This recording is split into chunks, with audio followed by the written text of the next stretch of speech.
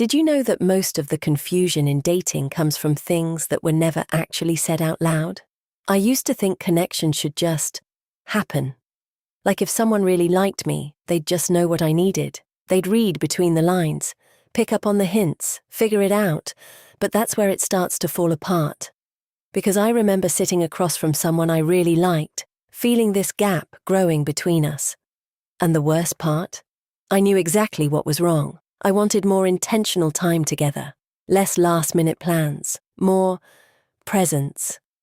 But I didn't say it, because I thought if I did, I'd sound needy, demanding, high maintenance. So I just waited, hoping he'd notice. And he didn't. Not because he didn't care, but because I never gave him the chance to show up for something I never asked for. I used to think being low maintenance meant not saying anything, just going with the flow, keeping things easy, hoping they'd figure it out. But all that really did was create distance, because when you don't speak up, the other person starts filling in the blanks, and they usually get it wrong. They think you're fine when you're not. They think you don't need much when you're quietly wondering why they're not giving more. And suddenly, you're disappointed, they're confused, and everything feels harder than it needs to be. And here's the thing, they're not failing a test, you just never handed them the answer key. The shift happened when I realized staying silent wasn't protecting the relationship, it was killing it. So one night, I took a breath and said what I'd been holding back. I need us to have more intentional time together, not just fitting me in, but actually being present. My heart was racing. I thought he might pull away, think I was asking for too much, but instead, he looked relieved. He said, "I didn't know that's what you needed. I thought you were fine with how things were." That's when it clicked.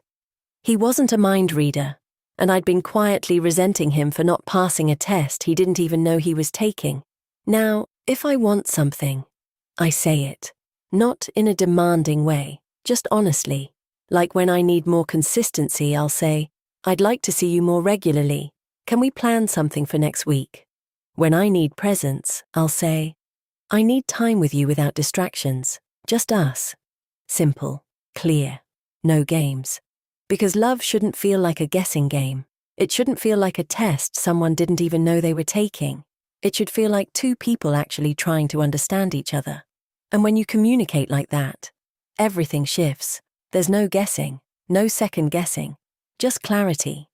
And that kind of clarity makes people feel safe. They're not walking on eggshells, wondering if they're getting it wrong. They're not trying to decode your silence or read your mood.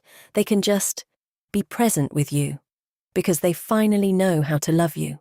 Not the version of you who stays quiet and hopes they'll figure it out. The real you.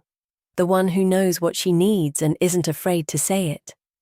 And when someone experiences that kind of honesty with you, when they know exactly where they stand and what you need, they don't pull away, they come closer.